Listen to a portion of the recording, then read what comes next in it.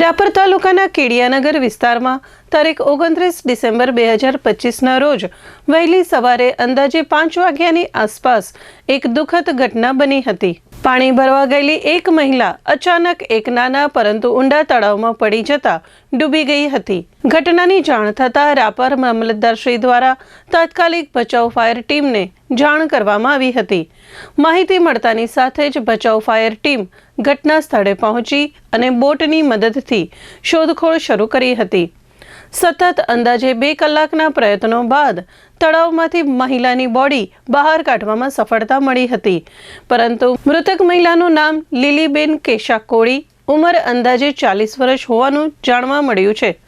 આ રેસ્ક્યુ કારીગરીમાં બચાવ ફાયર ટીમના પ્રવીણભાઈ દાફડા, કુલદીપભાઈ, શક્તિસિંહ સોઢા, મયુર રામાનંદી તથા રાપર ટીમના કાંજીભાઈ ડોડિયા જોડાયા હતા।